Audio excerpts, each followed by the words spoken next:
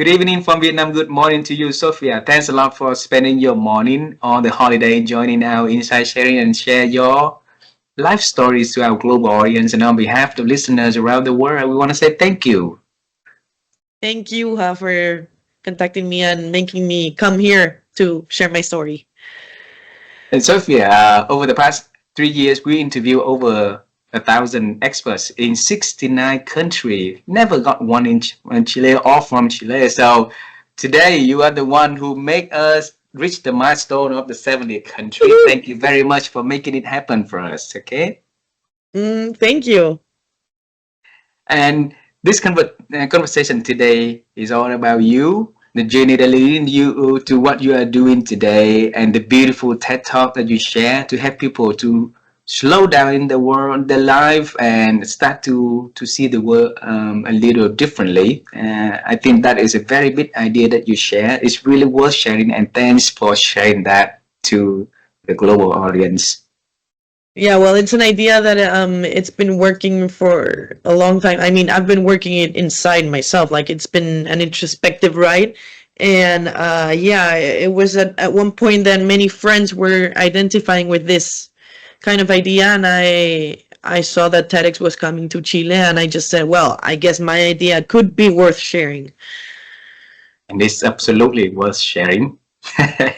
This conversation, we're gonna dive in deeper onto the journey that leading to that.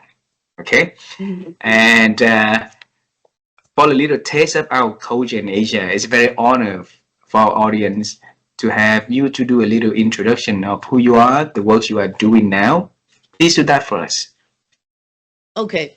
Well, who am I? Well, it's a big question. I've done a lot of different courses regarding leadership and personal background identification, whatever. And everybody tells you that what you are, it's not exactly your profession or or where you have your title. So if I had to say who am I, well, I'm Sophia. I'm someone that is very passionate for helping people. I'd say that's my biggest passion in my life. I'd say my life's purpose is hoping to touch different lives with insights that I could have or with my journey that I'm learning along the way. And specifically, what am I? Well, I'm a lawyer and executive coach. Right now, I'm working as a lawyer in a law firm here in Chile, and like in the same sense, I'm working in different projects with my sister. We're creating a podcast, so that's our time of the week that we need to spend together. It's been a good idea because now we have like a reason to see each other because we live separately. Um, I am creating some a digital platform that's working, like that's still it's being under construction, so I can say a lot about it. I've been working with different people, doing lots of going to speaking events. It's been a fun ride since I did the TEDx talk, Mm. and yeah, I'm trying to fulfill my life purpose, which is helping people. Like that's my biggest goal in life. Yeah, and I'm a big believer of the law of attraction, and that's somehow so many YouTube video out there on my running track. I run into your TED Talk, and I say, okay, it's a very big idea that you share, and from your own experience, and it's very important you share that own experience for other people to see and to reflect into the life. Okay, so this conversation is designed to unveil the whole thing, and. And you share about yourself in only less than 3 minutes of the time. It's not fair for our audience, Sophia. So we're gonna travel time. Let's figure it out from the beginning. Okay. Okay, So from the beginning. when I was little, I always wanted to become an astronaut.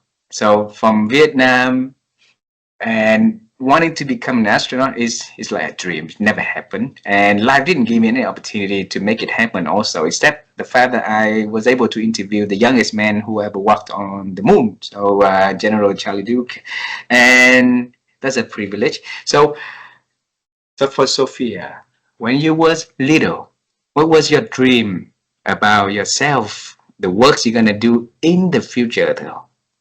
Mhm.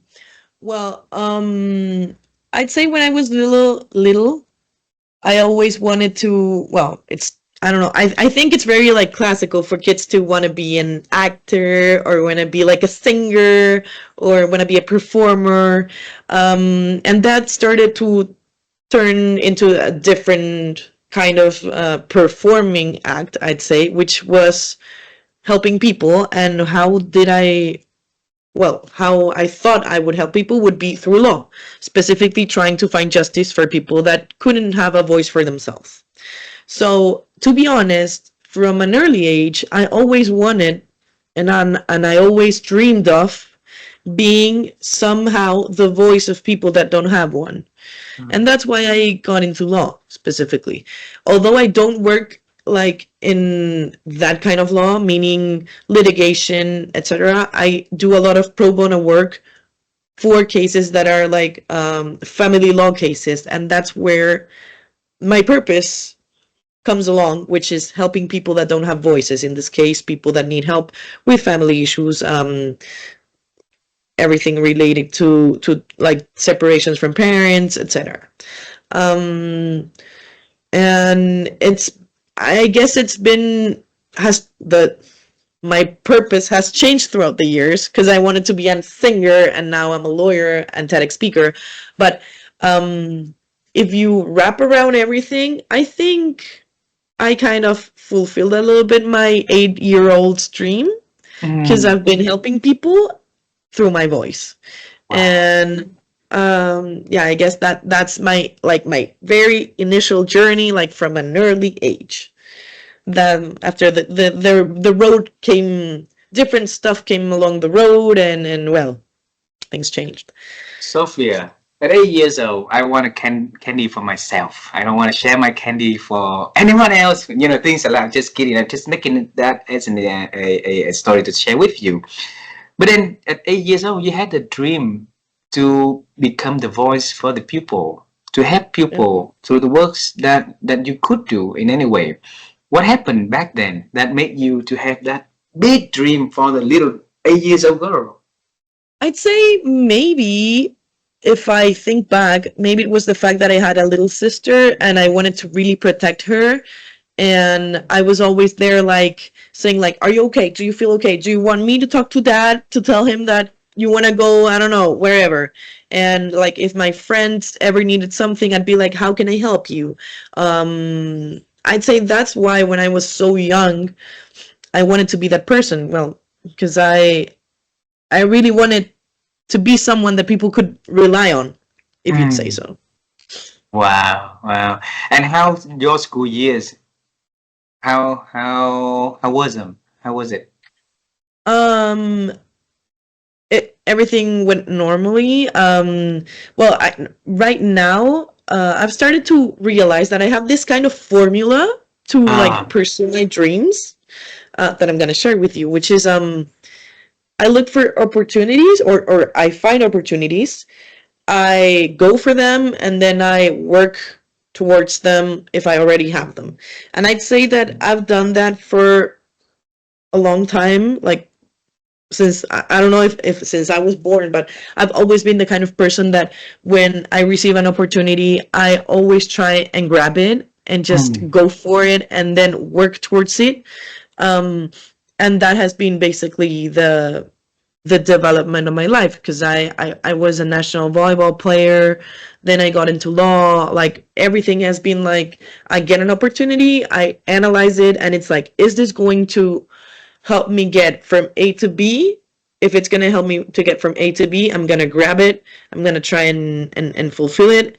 And well, what I realized is that I since I was very young, I had fulfilled all these formula, but I never enjoyed all the Ah. process. And that's the point where I said, well, I'm fulfilling my dreams, but am I really enjoying the process towards the dream, or am I just focusing on the end result?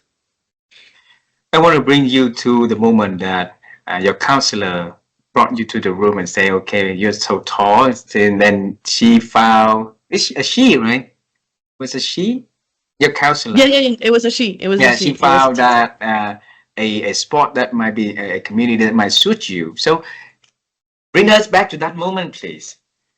Well, as I said in my TEDx talk, I never really felt, I'm really tall. I'm 6 foot, like that's 6'1" maybe. That's like in inches, I mean in feet, and in centimeters, I'm like 183. So Oh. that's very tall for a woman. And when I was young, I was the tallest girl in my class. And as I say in my TEDx, I never really thought that I fit in. I always thought that I was some kind of weird insect that was running around school. So, yeah, one day a teacher told me like, "Hey, we have a volleyball team here. You're really tall. Maybe if you join the volleyball team, you can start using like your body as a tool, so you can enjoy your sport, you can start developing it, etc." So I joined the school team, and what happened was that I started getting better and better, and then we went to a match, like a regular match with another school, back when I was in maybe 8th grade, something like that. And one of the coaches from the other team was also coach for the national Chilean volleyball team. And he Oh. saw me and he said, he spoke to my coach and he said, "Wow, this girl is really tall. I think we could use her potential. Could you, like, would you be up to me talking to her and asking her if she wants to at least go for a trial, like a trial out to the national volleyball team, etc." And my coach told me, I said, "Well, obviously, I would be happy to learn more about volleyball, which is something that I love very much, which is something that I do believe I have tools, like natural tools, which is my height."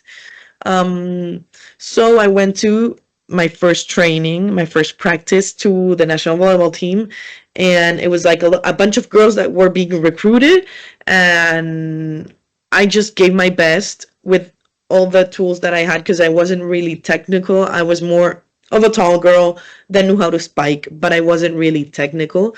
Mm. And well, they saw potential and they told me, "Okay, come tomorrow." I went the next day.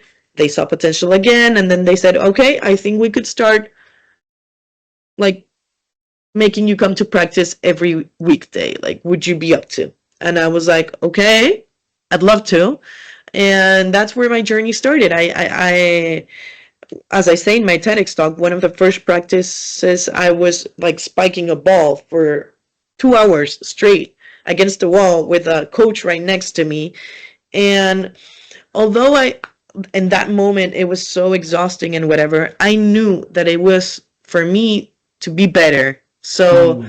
I did it with like an open heart, and I was like, "Okay, I'm doing this because I know that I'm gonna be better and I'm gonna be a better spiker, etc." And then I knew that when I transferred that knowledge, like the hitting the ball against a wall towards the court, it would be a big result.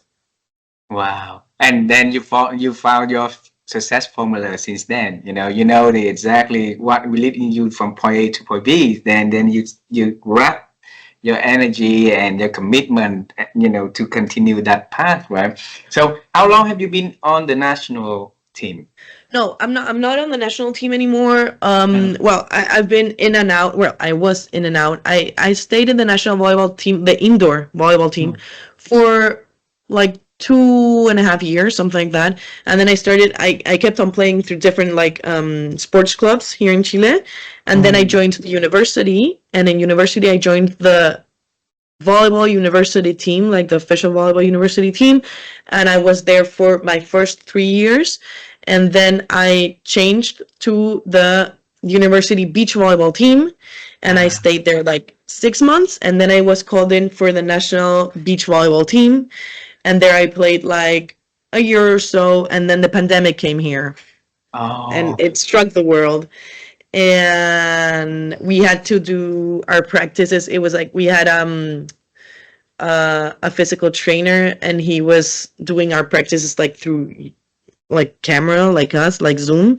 Ah. And well, it was to be honest, it wasn't really uh Effective. like yeah, Yeah, because and that's when every girl that was in the national beach volleyball team started like going out and whatever. Like the pandemic here in Chile, I don't know how it was back there in Vietnam, but here in Chile, it lasted like a year and a half because we like our sanitary measures were super super strict, Oh, and like we couldn't go out unless we had a specific permit. Not everyone was allowed to go out, so training or doing anything was super hard. Like you, for example, like it's not that I want to get into the pandemic or anything, but we have like specific permits. Like for example, you could go out for a walk from 6 a.m. to 9 a.m. and then like from 6 p.m. to 8 p.m. and it could only be like near your house or etc. Like you couldn't use this permit for another purpose. So oh, it was very wow. strict, and that's why I left it. But I still keep playing volleyball now. I played indoor volleyball last year and the year before that, and now I'm playing a little bit of beach volleyball. I still have volleyball in me. I love it. And then, do you travel a lot back then before the pandemic to play with other teams? When I was younger, I did travel a lot. I went to Peru, Guatemala. I also went to Argentina, Israel. I traveled. Yeah. Wow. How many countries Yeah. so far you've been traveling? For volleyball, I'd say like five maybe, but like family trips and everything, we've traveled a lot. We haven't gone to Asia though, and it's my dream, but it's really far away, as you know. And But I'm you have saving a it for new, a special occasion. you have a new friend, a new family here, and if you decided to travel to this part of the world, you know who to call, okay? To this Oh, country. thank you, huh? I will be for sure calling you if I go to Vietnam. Absolutely, absolutely. And then I will make sure in my schedule to leave the schedule open to accommodate you when you come here. Okay? Well, the same goes for you. You need to come to Chile. Absolutely. Oh, I think it's very, very soon because my best friend is doing the wine importing from Chile. And 2 weeks ago, we had a celebration of the new brand that he been back here is Apala, the Mm-hmm. like the brand with the favorite animal in your country. So the Apala, I think is Ah, the yeah. alpaca. Apaga, yeah, yeah, Alpaca. yeah. So that is the brand that from Chile, and they bring the product here for my best friend to represent and distribute here. So you never know what coming in the future. So keep the journey open, right? Like our Yes, conversation today, exactly. my friend. So you represent for the national team. You travel, you play, and one day you realize that like you've been chasing something that not making you happy. What happened? What triggered that inside of you, Sophia? Um, well, as I say in my TEDx talk, it was so I've always been really goal oriented. Mm. So it was at this point that, well, like the story that goes behind everything is that when I was in law school here in Chile, it's 5 years. Mm. And if you go on an exchange program, you extend those 5 years for five and a half. And then like it's a really long process. Like to be honest, it's like 7 years because you have the 5 years of study, the 6 months of like state practice, and then the 6 months, or well, it's honestly like 8 months of preparation for the bar, like the Chilean bar exam. So it's a long ride, and I always wanted to be the first one. I always wanted to prove myself that I could be a sportswoman at the same time as being a lawyer. So I really wanted to prove that to myself. So I wanted to do everything quickly. And although I wanted to do everything quickly, I really wanted to go on an exchange program. So I said, okay, I'm Mm. going to go on an exchange program, and I'm just going to sacrifice those 6 months and just get out like later. What happened was that my exchange program was on the first semester of 2020 when the pandemic hit the world. Oh. Yes. So I got to stay 2 months in my exchange program, and I had to come back to Chile. when I came back to Chile, although I was super sad, and to be honest, it was a really sad period because I really wanted to do this. Like I had been wanting to do this for a long time, and my dream just crashed for something that wasn't even in my power. And when I literally opened the big picture, I said, well, I guess I'm gonna end university at the same time as my classmates. And I said, okay, but I really want to finish my exchange program as well. So university told us to the people that want to fulfill their exchange program and also do the mandatory courses here in Chile at the same time, you can do that, but it's under your own discretion. Like if you have classes at 3 a.m., you have to go to your classes at 3 a.m. and come to our classes at 8 a.m.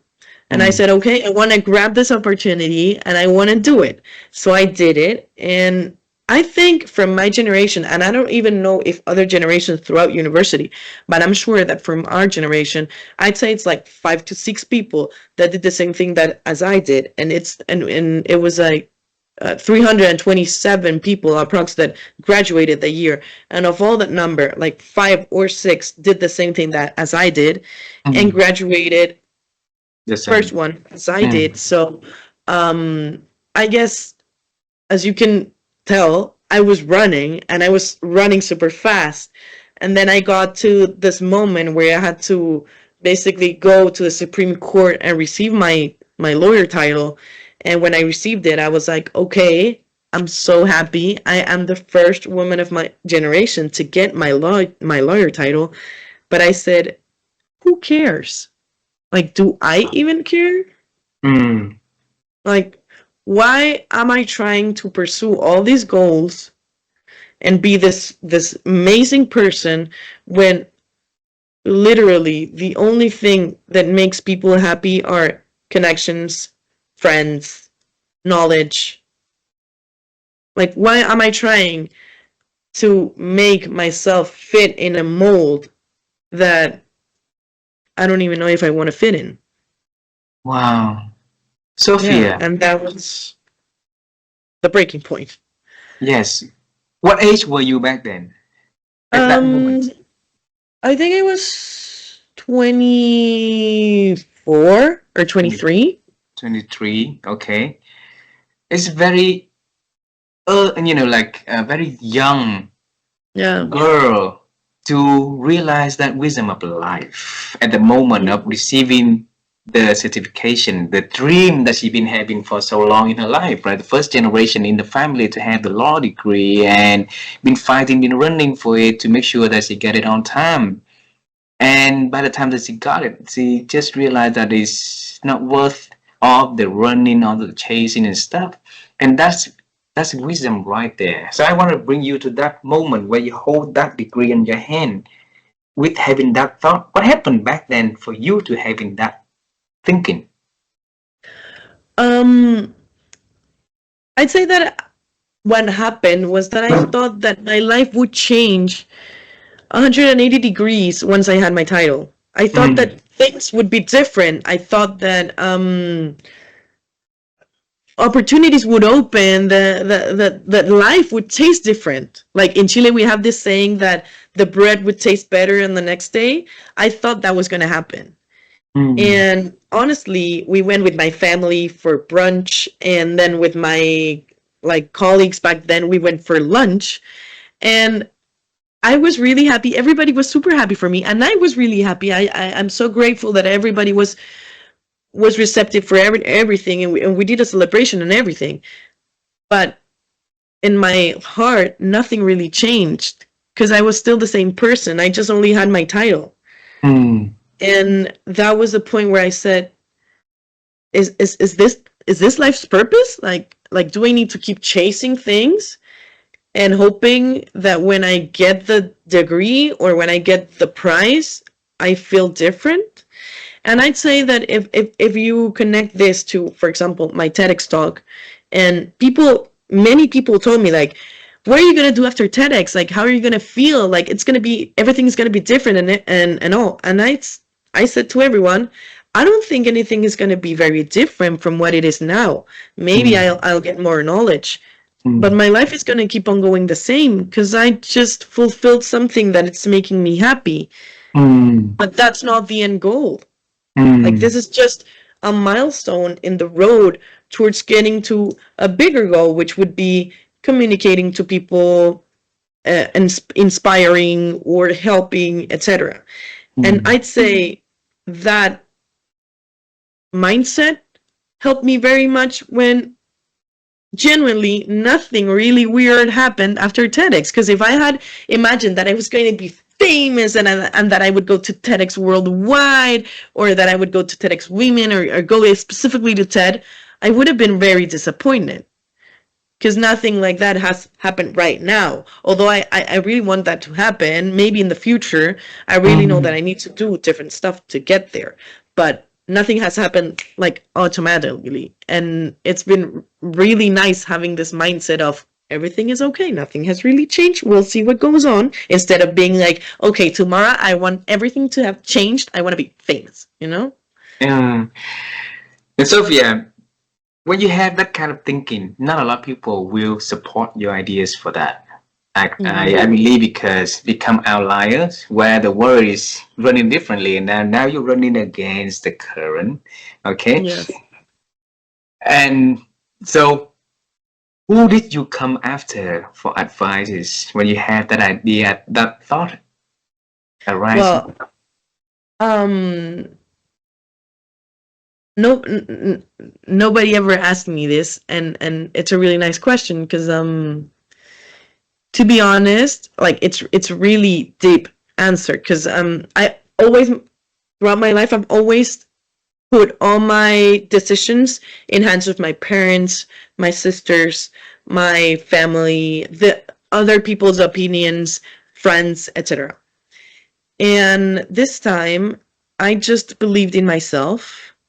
And I didn't really communicate or ask for people's support until like the first stage. And that's when I said, you know what? I sent an application for TEDx. And you know what happened? A lot of people that I really love told me like, okay, but you're not going to do a TEDx talk. Like, it's really nice that you sent an application, but you're not going to get there. And I was like, okay, thank you for your insight, but I really want to try, and we'll see what goes on. And it was I wouldn't say a lonely ride because I had a lot of support, but a lot of genuine support came from myself and from believing in myself. And although I had a little bit of an imposter syndrome throughout the whole ride, I always said to myself, if, like, I don't know if you've heard this, but if you're even dreaming of it, it's because you can fulfill it. So I was like, okay, if it's even in my dreams, maybe it's because I can have it. And well, in the end, obviously, everybody was like, I knew that you were going to get there, and etc. And it was like, well, you didn't really believe in me, but okay. Yeah, and well, it's been a long ride to realize that, to be honest, the only person that it's gonna be right next to me throughout my whole life, it's gonna be me. Wow. Since you were young, you will always stick your neck out for other people, for your sister, for the people around you. And then when you want to stick your neck out for yourself, it looked like people was not really there to fully engage and support. They support here and there, but not fully like you did. How do you feel, back then at that moment, truly? Well, it was really sad because I really expected that people that I had given my all would support me as well. But you know what happened, and it's been a really interesting ride, that like things have shifted. People have come into my life. People have left my life.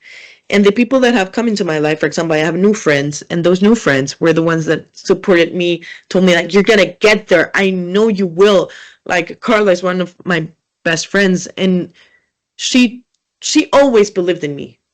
And yeah, I'm saying that there's some people that didn't believe in me, which would be the people that I always believed that would fulfill their dreams, and that's why I wish that they would believe in me as well. But there were other people that genuinely believed in me, and I started realizing that sometimes you need to gather around people that just they don't feel like turn like they don't feel like when the sun hits your eyes and you can see anything. You sometimes need to find people that don't feel that way when you start to shine.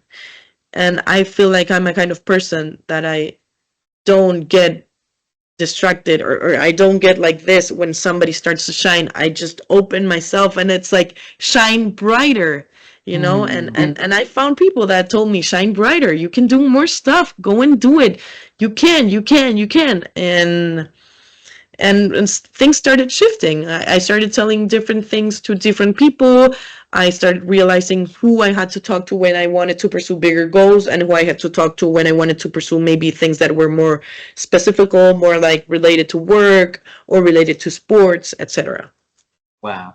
So Jim Rohn used to say that, our values are the sum of the 5 people that we associate most time with, right? So I'm curious because, the people we bring to our lives have a very, very big impact to to our life, the quality of life, the level of happiness, the level of success, the achievement, and the joy and everything in there. So for you, Sofia, how do you pick those 5 people into your life? Well, I used to pick that people from a place of how much love we could give to each other. And now I'd say I pick those people with how much motivation and pride and love as well we give to each other. Like right now, I have a really good friend group. Like we're 3 friends, and the other day I told them that, like, I told them specifically this. You've heard this saying that whenever you get into a room, you need to be with the smartest people and you need to be the dumbest, something like that. Well, I told these friends, like, what happens with our friend group? It's that since we're always, the 3 of us, trying to get better and pursue more and be better, we're always somehow, in some point, the dumbest. And that is the best thing ever, because we're pulling each other up. And I pick those people, like I'm starting to pick those people with my heart, and to feel how these people feel about me, how I feel about them. It's been an interesting ride. I've fallen apart from some friends. Other people have come back to my life, and it's been so rewarding. So yeah, I'd say it's more of seeing my friends be successful, and they're seeing me successful, and we're all being happy. I'd say that's how I pick my 5 people. And obviously I try to be the dumbest in the room, because I know that I can learn from everyone. And also something that I really value is that I don't ever like categorize people. I feel like everybody in this world can give us something. Everybody can give us some knowledge, or they can give us a specific phrase that you say, that's what I was looking for. And I'd say that's the most important thing that I've learned, that everybody can give you something. And although I could have 5 people, I try to always open up my connections and to keep in touch with all my friends, just to hear about them, just to see what they're up to. How can I help them? How can they help me? How can we be of service to each other and give love and experience, and etc. Sofia, there's a lot of people out there also walking the path alone, lonely, and not getting the support. And I think the people next to them also wanted to support them, but they're not knowing how to. All right. So the best way of giving the support is to tell them to stop that path and walk in the path that crowded by many people. So walking the road is clear and things that way. So on your path against, the current, on your path of creating yourself, you were lonely. You were able to summon your strength, your courage to continue that path, and that wisdom you need to share so that the people who are walking alone won't find themselves, won't feel themselves lonely, will be able to find your wisdom, your insights to help them having that energy, having that belief inside of them, expand that belief and continue walking. Yeah, I'd say something that it's been really building in me, which and people laugh at me because I am a big fan of corals. You know, the sea corals. I'm a really Mm-hmm. fan of them, and people laugh at me and they're like, "Well, you're really obsessed." And it's like, yeah, I'm super obsessed because I realize that corals basically they grow by themselves. Like although they have the how do you say they have the soil to Mm. build it themselves, they build themselves from scratch every time they fall or whatever. And that's been basically my mindset of life, that I think that everybody has the power to build themselves if they fall, but they need a little bit of soil, and that soil, it's all these people, all these connections. It's even in this globalized world, it's even a TV show that tells us different phrases that we say, wow, that hit me, maybe I'm gonna go and do this, you know. And I'd say that's something that I feel it's really lacking in the world, because everybody can be the best versions of themselves. It's just inside of them, and sometimes they just need like a little kick of somebody that's going to tell you the exact same thing you need to listen, or you're going to see someone and they're going to make you remember of your grandpa, and then your grandpa had told you this, and that's a big connection of how you get to this insight. So I'd say, and actually I went and did a speaking event at my school, at my high school, and I told the little kids, like, you need to start living with your eyes open, because if you Mm. if you just go around like horses with blinders on, and you don't look at what's around you, you're never going to basically grow, you know. You need Mm. to open up yourself to other perspectives, to other people, and then yeah. So what does Sophia do to open herself up, to have her eyes open? um I always say yes, or I try to say yes. I'd say no, I'd say my magical tool is smiling. You don't even Mm. know how smiling and saying hello and being nice to people opens doors. I'd say that's the biggest thing, and receiving back a smile, it's another thing. I'd say that's what fulfills me every time. Um, and well, living with my life open is that I'm always like, if I walk towards some place, I I'm always attentive with my like little thingies on. Um, I try to put on a little bit of my help if anyone needs it. For example, the other day I saw a friend, and he was telling me something about a new business that he's gonna be making, and I told him, I know I'm not like your lawyer, but if you ever want to help, you want some help, you can obviously call me. We can talk through the phone. Like, don't ever get scammed. I am here, you know, and that's how you get opportunities, because you start showing yourself to people. You start making people know that you're there for them, and if you're ever there for them, they're going to see other opportunities, and they're gonna tell you, hey Sofia, I just saw that there's a TEDx speaking event in El Rosario, do you want to go there? And that's how you start getting the opportunities. Like, I'd say that's how Wow. So the opening up start conversations. open by smiling, open to sharing, open to supporting other people. Eventually, that positive chain of event will create Yes. opportunities, and opportunities will knock door to you, right? No, and I'd say that one specific example that I really want to tell is that Oh. I was telling you that I met a friend in the street. I was walking towards the street, and then we bumped into each other, and he told me, yes, I'm doing this business, blah blah blah, and I'm looking for a partner in this energetic specific company. And I was like, let me check if I can find that person for you to connect with. And last night I went to a birthday party, and there was this person that I thought that he worked in this energetic company, and I was like, hi, um I remember that I think you worked in that energetic company. I was like, yeah, I just started working there a month ago. And I was like, there you go. And now I spoke to my friend, like, hey, I already got the contact that you were looking for. And that's how you open up your eyes. You just ask people what they're doing. You share what your knowledge, and yeah. Wow. That, like earlier before this conversation, we talk and say, okay, that's the law of attraction. Okay, so Yes. yes, so what do you think you're attracting to your life, right? And it seems to you, Sophia, you are full tank of energy, positive energies in there. And that positive energy will always attract positive energies into your life, right? So how can you maintain that positive energies for that long to keep attracting great things to happen to your life? Share with us. I'd say the way of attracting this positive energy is, first of all, staying around people that are positive as well, and that root for you.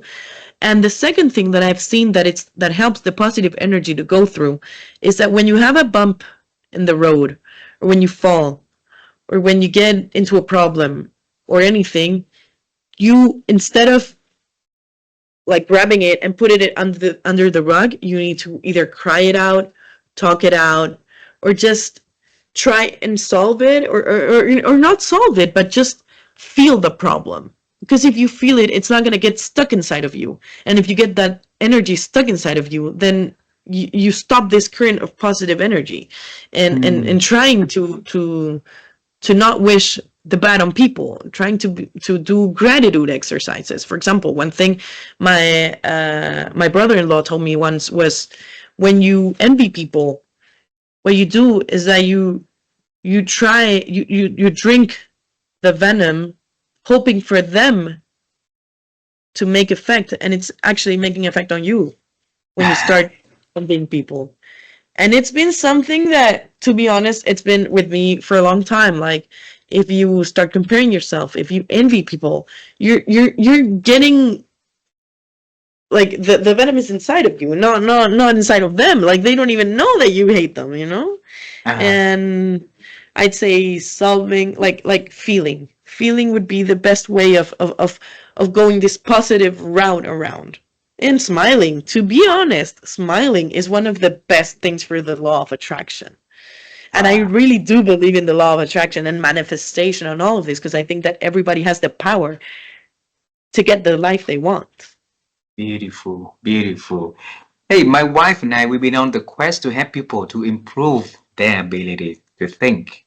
So every time, every conversation like this, I always ask and use the opportunity to ask our guests on how they've been expanding their ability to think. So for you, Sophia, over the years, what did you do to expand your thinking capability? Um, well, to be honest, reading a lot. People laugh at Reading. me because I read self-help books, and people laugh very much at me. But to be honest, I'd say that I'm getting good results. Reading a lot of books, watching, maybe, for example, following people on social media that you believe that are on the path that you want to join. Um, Talking to people, like, what happens, the law of attraction is really magical, because you somehow get connected to people that are in the same path as you, Hmm. and sometimes believing that, and starting creating the structure that you want to look for, makes you attract the people that can help you and give you that, like us meeting was purely law of attraction, Beautiful. Yeah. because I can see that you have a really pure soul, and it makes me glad that we can be living in different parts of the world, like literally on the other side of the world, and still be connecting in this way. Yeah, yeah. And I believe that that law of attraction will help us to expand our works and spread it further. Because, like you say, it's a pure attention to helping people to flourish. And I love what you do. And my job is to make sure that I become a part of that journey to keep it accelerate further. Okay. I have a few last questions for our conversation today. So Yeah. we know the past already, and and you mentioned one thing during the conversation that's really important, that get yourself into the room of the people who are smarter than you, but always be the dumbest person in the room. So, and in this world, so many people out there are trying to be outsmart other people, trying to say things that wise, trying to show how smart they are, and don't want to be seen as a dumb person.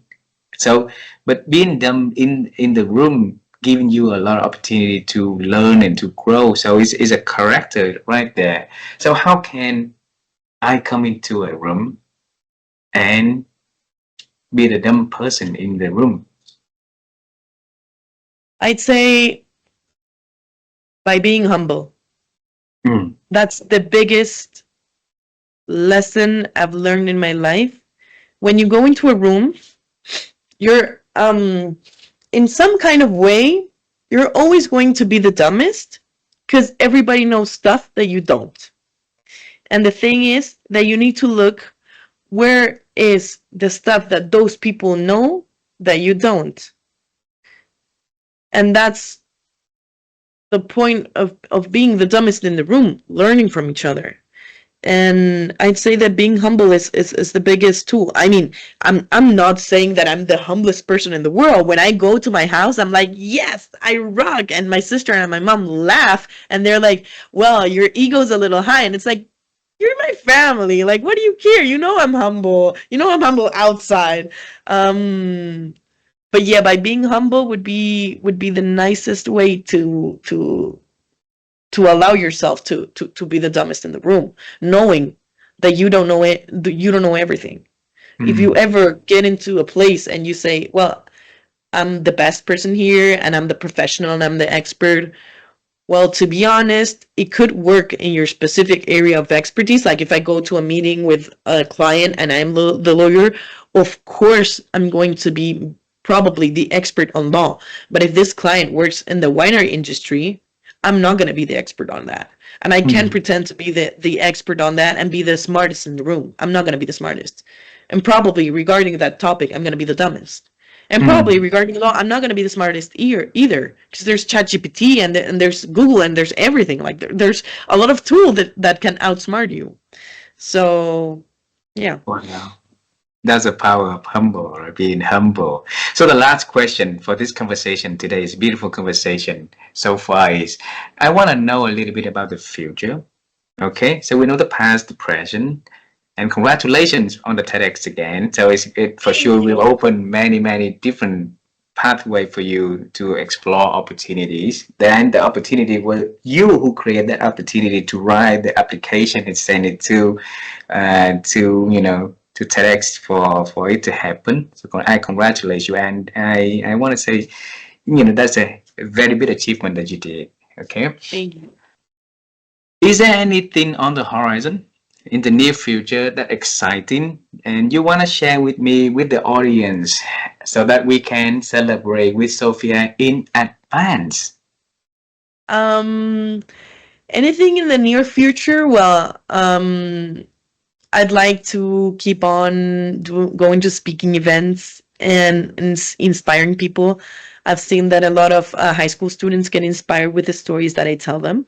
So I'd say that would be the first part, trying to position myself as a valid speaker regarding purpose of life's topics. And the second part is, since I am an executive coach, I'm trying to build like something like my own company. And well, that's going really slow and I cannot say much because it's really starting. But I'm planning that the digital platform that I'm trying to build, it's going to be a really amazing tool for everybody out there. And it's going to be able to help a lot of people achieve their goals and be better versions of themselves and yeah, fulfill everything that they ever wish for. Wow. See, you are the person with the purpose. The big purpose is to I put in here is helping people to achieve the best in their life, right? and you are humble. You have everything to make it happen. And the universe will bring the people, will bring the energy, will bring the resources that will help you to make it happen. And I'm sure it will happen. So Sophia, thanks a lot for doing your best, bring your best to help people, not just in your country but all over the world now. So I wish that journey will bring you a lot of joy, a lot of new friendships, and a lot of new smiles to make sure that your smile will be lighter, brighter every day, and you help people to do the same. Okay? Thank you very much, for you. Thank you very much to you for making me join this episode podcast. And for you to for helping people also from your own side of the sidewalk, helping people expecting nothing from them. Thank you very much for being that kind of person in the world, because we really need more of those. So thank you very much, and thank you for wishing the best for me. I wish for you all the best in the world, for you to get to every country in the world. And if you ever need my help getting there, please count on me. I'm gonna be available forever. Thank you very much. And then if you travel to this part of Asia, I'm you know who going to to. call. Yes. I'm going to. Absolutely, absolutely. So, Sophia, have a wonderful day. Say hello to your sister, your parents, and your friends there, and spread the message. Okay? So, spread your Wait, smile often. Yes, can I take a picture of us together? absolutely, absolutely. Okay. Thank you. I'm gonna Thank upload. you. Thank you so much, This was such a fulfilling conversation. Seeing your energy. Your energy is really pure. I can tell that. I can tell that you have a really pure heart. That you really want to do the best for the world. I'd love to meet your wife. I think Yeah, you both do a really good job. Like she will love to meet you too in person also. Okay? I think I'm gonna have to go to Vietnam now. Absolutely, absolutely. Okay, my friend, I need to let you go to Yes, see the person that you had an appointment. So we will talk again in the future. We will yes, meet again yes. sometimes. Okay? I'd be happy. Bye, Yeah. Take care. You take care.